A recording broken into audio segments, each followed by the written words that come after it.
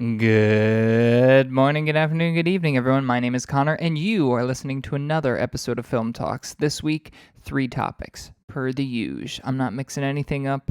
I'm sticking to my guns here. So first up, we have deepfakes in Hollywood. How do I think this is going to change the industry with this new news that this YouTuber was just hired by Disney to basically do deepfake work on new Star Wars material. So interesting.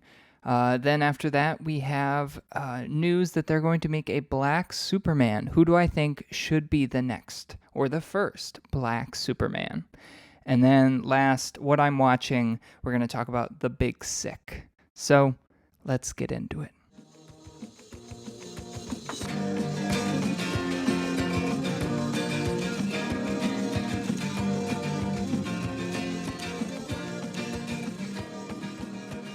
All right. So, like I said, first thing we're talking about deepfakes in Hollywood. So, this isn't a new thing.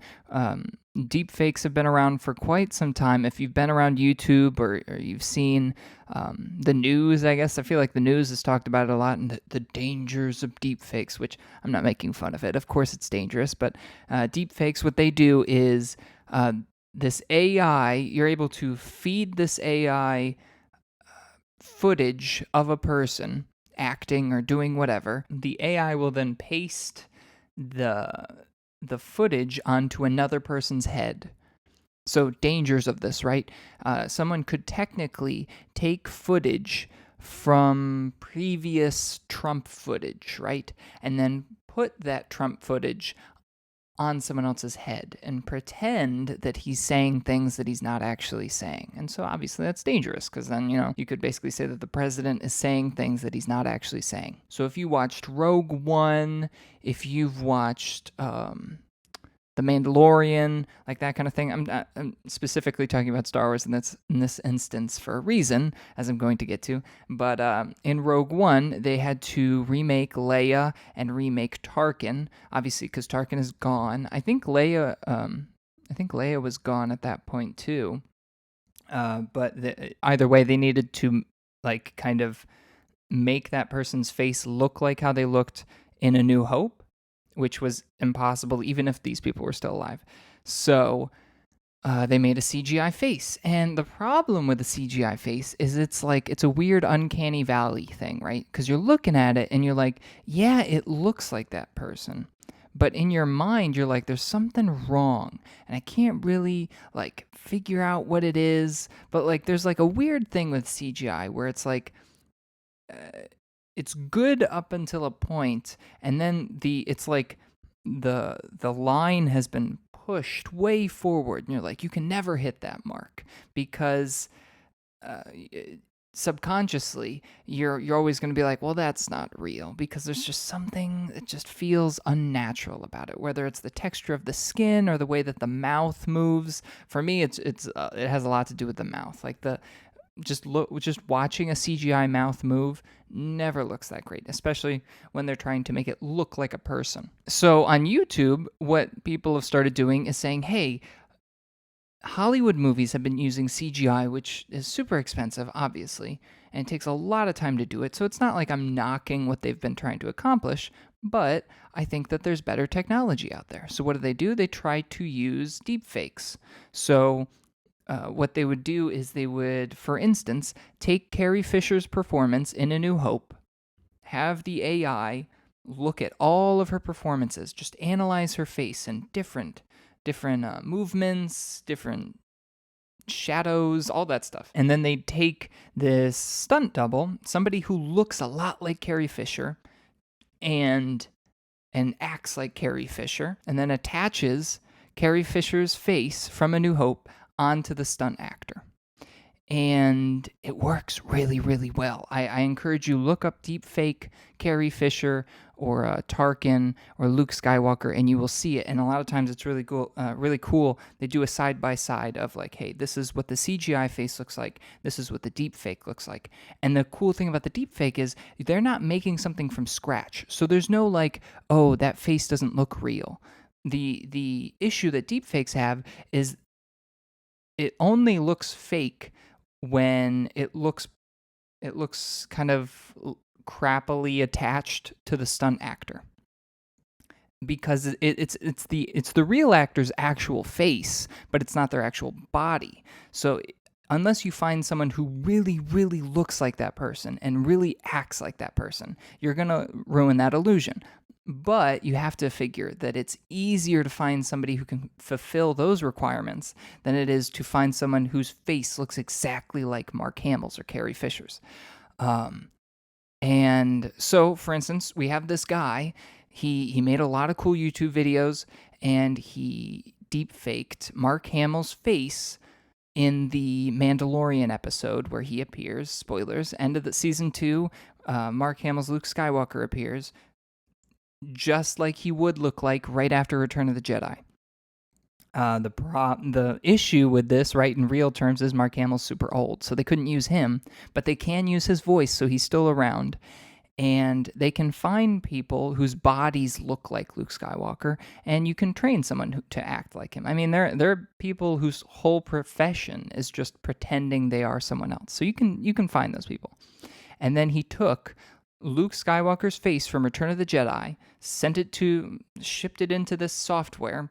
It pumped it out, put it on top of the stunt guy, and boom, you have young Mark Hamill. It looks so good because I know I'm not the only one who thought this, but I was like, look, it's cool that they're bringing back Luke Skywalker, but I'm a little worried because how much of the show can you really dedicate to someone who's not actually there?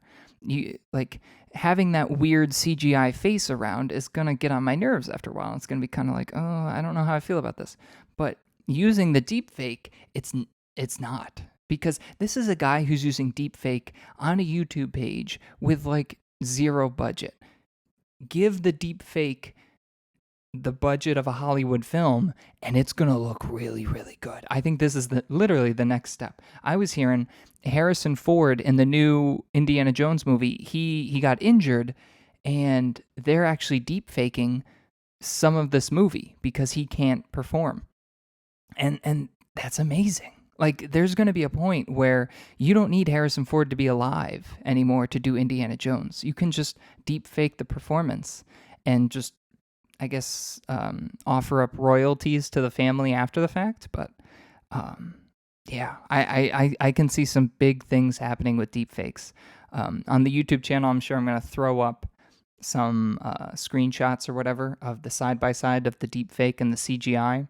It's uncanny. It really is. Like, if you ever watched somebody try to recreate a face in CGI and go, that's not quite it, look at what deepfakes can do. Again, I talk about this a lot. The Corridor Crew channel, they did this one where they took an impersonator of Tom Cruise and deepfaked Tom Cruise's face on top of him, and it was crazy. Like, the only thing that broke the illusion was number one, they didn't put a lot of time into it. They kind of just were like, hey, let's do this little fun thing.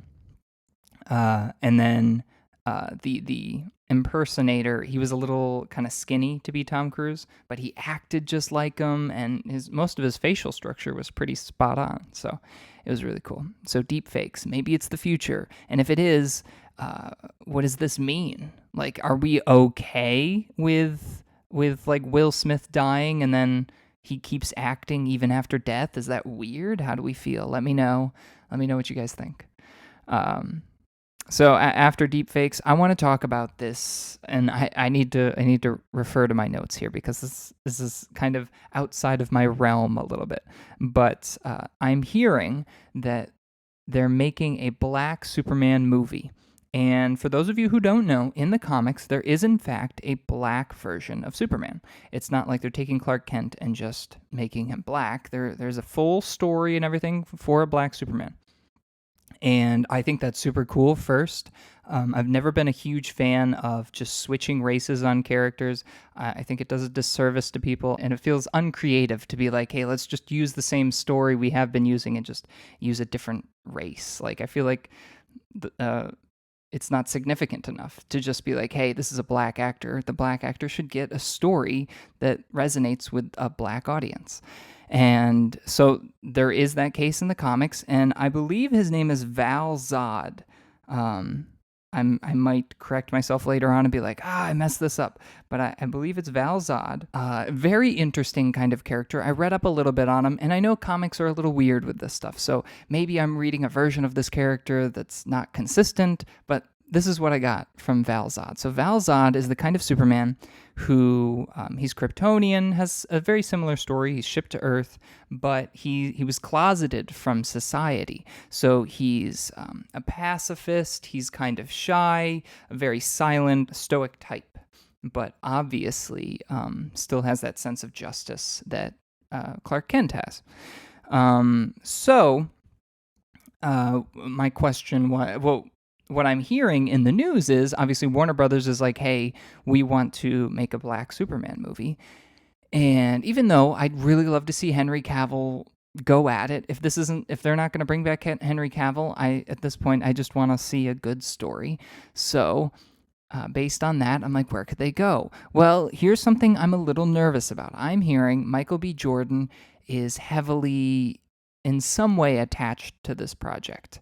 And I don't know if it's producing or if he's starring, but it got me thinking, and I was like, okay, so it sounds like Michael B. Jordan might be Superman. How do I feel about that? I don't think it's going to go well.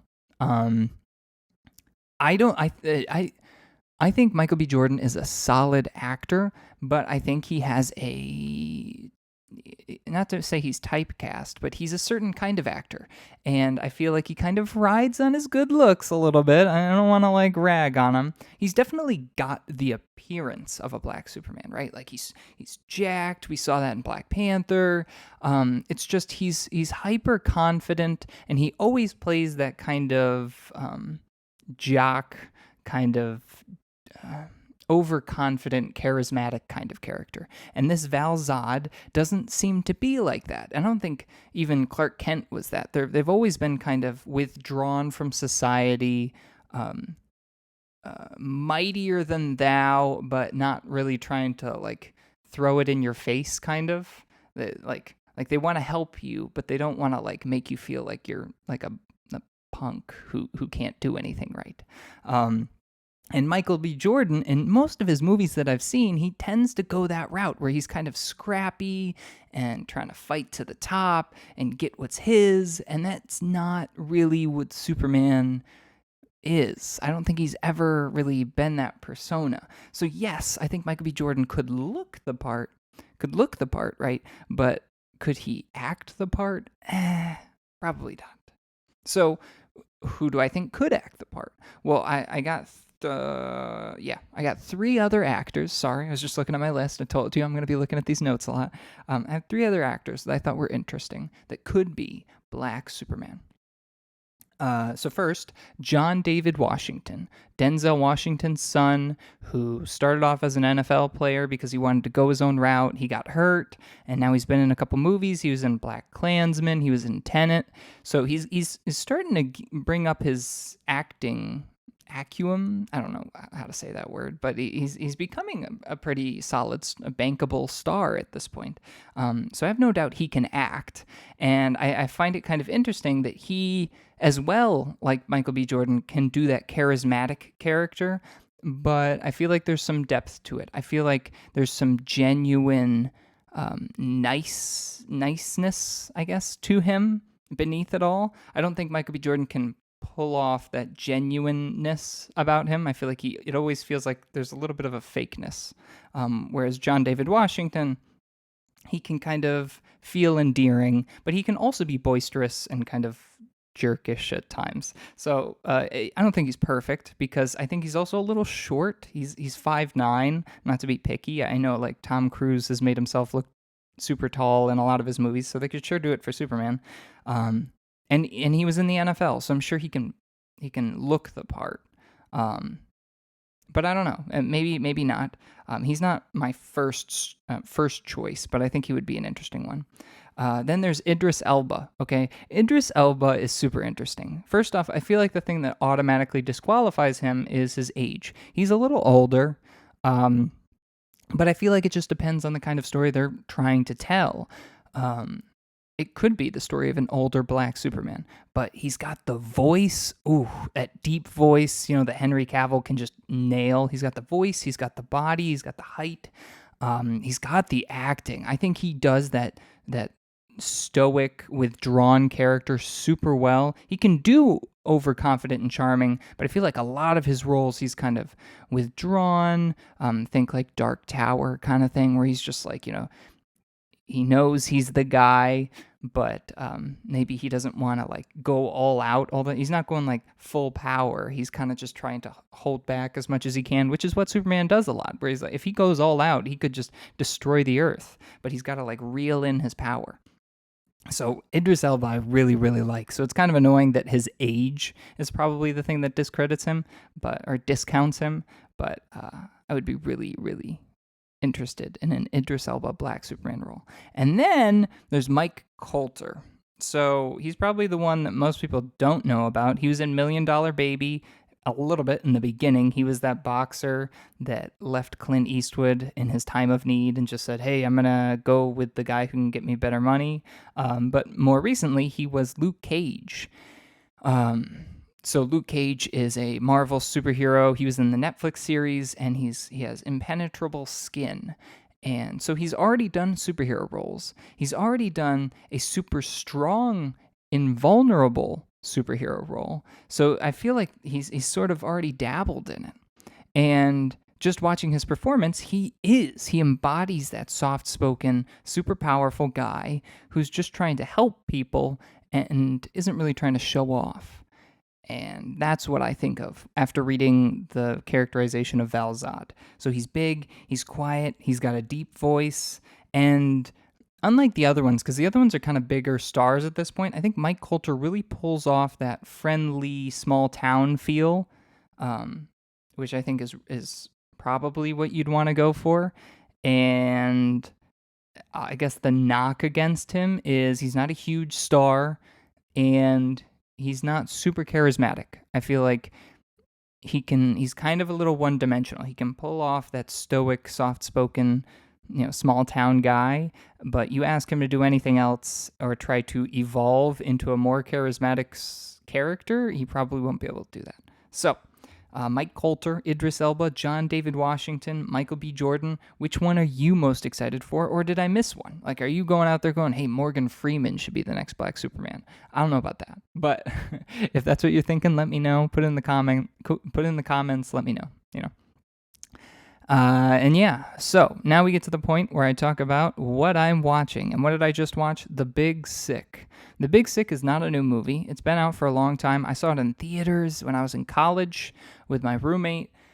It is an Amazon original. So that was kind of cool watching an Amazon original in theaters. But I just recently watched it again. And it is a romantic movie based on real life, and it's super cool. I feel like that based on a real story is one of the coolest elements of this story, of this movie. And I think it's produced, but also stars Kumail Nanjiani. You may know him from Silicon Valley. He is the Pakistani coder from Silicon Valley. He's also going to be in the Eternals movie. He's becoming kind of a big star at this point. Not just comedy, but doing pretty dramatic stuff in this instance. But the kind of cool thing about this movie is it's the real story of how he met his wife. And I feel like so oftentimes we see these cool stories where based on real life, but the person who experienced them wasn't the main actor. And the fact that Nanjiani is an actor and was able to tell his own story, I think elevates it a little bit. And so like watching the movie, you're going to be like, oh, okay, this is a kind of fun, good movie. But then you get to the end where they kind of reveal this is real. This actually happened. I feel like it just immediately elevates the whole thing. And you just rewatch the movie again in your head and you're like, whoa, you had to actually experience that. So first, let me get into my questions, which as you all know, if you've watched before, if you haven't, my questions just sort of elevate my review of the movies that I'm watching so I can really sort my thoughts out. So first question, was the storyline bloated or rushed? Neither. I felt like it was perfectly paced. It's a romantic movie, but never felt super long or super short. It dealt a lot with characters and their emotions, how they deal with hard times. I think Jasmine, my girlfriend who watched this movie with me, she was a little caught off guard by some parts of this movie. So sometimes it might they do flip the tone on you quite frequently, because he's a stand-up comic in real life, but also in the movie he's a stand-up comic. And then so it's like funny, but then he meets this girl, and so it turns into a romance, and then she gets hurt. So now it gets a little dramatic, and then it gets kind of funny at the end, but it's still pretty dramatic. So there's a lot of changes in tone. Second question: are the characters relatable? Obviously, they're real. They're real people. It would have been kind of cool if his wife was acting in it, but I kind of understand. He's the actor. His wife might not be an actor. And it might be kind of hard for her. So for those of you who don't know, skip this part. But the movie itself is about Nanjiani, who's a stand-up comic. He meets this girl at one of his gigs, and they get together, and they really like each other. But he's Pakistani, and his family wants him to marry a Pakistani woman. And so they have like arranged marriages and stuff, but he's not really into it. He's not even Muslim, but he doesn't want to tell his family that because he doesn't want to get like cut out of the family. He wants to, he still loves his family. He just doesn't want to do what they want him to do. And so he just doesn't tell them what's going on in his life, and he doesn't tell his girlfriend what's going on with his family. And then once they start figuring things out, then he kind of gets kicked out of both. The girl breaks up with him, and his family are just like, how could you do this? And they kind of kick him out. But then his now ex-girlfriend, she gets really sick, and she's put into the hospital, and he's the only one there, so he has to be the one who signs the documents that put her into a coma.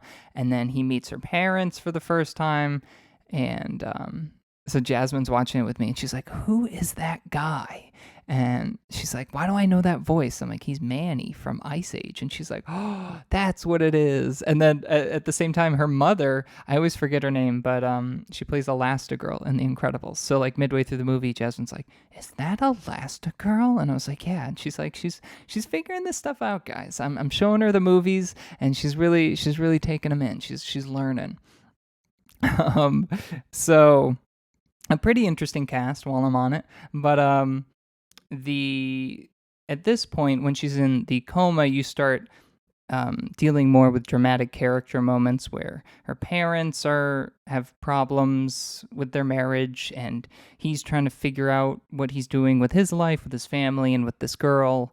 And then in the end, obviously, they get married. So actually, they don't get married in the movie, but they show that they got married in the credits. So characters relatable, great. The storyline, not bloated, not rushed. Third question: does the TV show or movie draw attention to the fact that it's fake? I usually put that. I just talked about this in my first topic with bad CG. Typically, that's the stuff that draws me out of this movie. I don't think there was anything that really took me out of the viewing experience. You might say maybe the ever-shifting tone can kind of, take you out of it and go like, whoa, what's going on? But not so much. I felt like it was very consistent. There wasn't anything super odd. No. So yeah, so nothing there. And then would I rewatch the movie? I would. I already did, obviously. I think it's a very solid romantic film. It's not super cheesy, and I feel like it being a real story kind of helps with that this actually happened, and this actually happened to Nanjiani. So I guess maybe he could be making some of it up, but I feel like he gives that extra real performance to the story to make it just not that cheesy. Plus, as an actor, as a comedian, he's pretty funny, so he makes those jokes, and it's just fun. Fun but dramatic. You will maybe cry.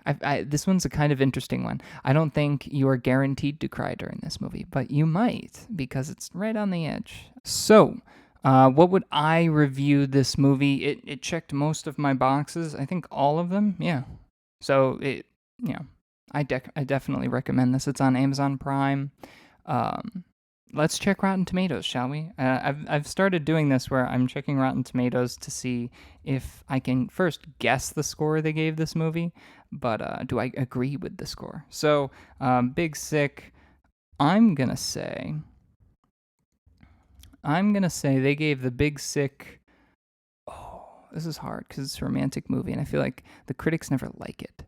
But I think it has enough originality to it that I think they're going to give it an 80 for the critics and maybe a 75 for audience. I don't think enough audience members have seen it.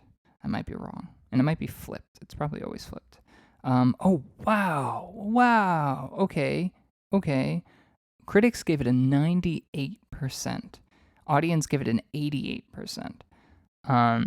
It's a low budget movie, so there weren't a lot of reviews like compared to like Star Wars. Like Star Wars is getting in hundreds of thousands of reviews. This one's getting just thousands of reviews. But those are pretty high marks. So I don't think I disagree with it. I think if the reason why you don't like romantic movies is because they're typically cheesy or maybe you don't believe in the relationship, I don't think you'll have that problem here. I feel like it's a fun story, and I feel like it's honestly a not really a fantasy, but it's something that a lot of guys that I've talked to have thought about. Like, what would you or girls, I guess, can have this thought too. What would you do if the person you're dating gets hurt and they like you are the only one who can take care of them? How would you handle that? Like, they're in a coma. Are you sticking with them? Are you barely involved? I feel like romantically, if you're that kind of person, you're thinking, oh, I'm going to do this for her and do that for her or him, and try to help them as much as I can until they wake up, and then we see where we're at. But especially in this case, like, they're broken up. So that even adds an extra layer in realistic terms. If someone broke up with you and then you were the first one called to try and help them when they're in a coma, would you stick by there? Because there's no commitment there. And then she wakes up from the coma, right? And he's gone through this whole character shift where he's like, yes, I definitely love you. And she never had that moment because she was in the coma. So she's still at the same development point that they were when they broke up. So she needs to get adjusted too to see like the level of devotion that he showed to her when she wasn't awake. And does that even matter to her? So it asks a lot of very interesting questions. And for that reason, I would highly recommend this movie. And that's all I got for this episode. I think fairly short. I don't know. We'll see when it all gets edited down. How much do I cut? I don't know. But feel free to check me out, Film Talks, on YouTube. Subscribe, comment, do all that stuff. Like the video, send it to your friends, do all that stuff. Film.talks official is my Instagram and Facebook page. That's where you can find out what I'm doing with the channel, and you can find links to everything. You can comment, follow that, and you'll find out when I release an episode. And episodes not on YouTube can also be found on Spotify, Apple Podcasts, Amazon, Google. And I always like second guess myself at this. I'm like, am I missing something? I don't think I am. So you can find me there. You can find the links to those on Instagram and Facebook, like I said. And yeah, thank you all for watching or listening to this episode. I hope you liked it. I hope you all have a great week, and so long.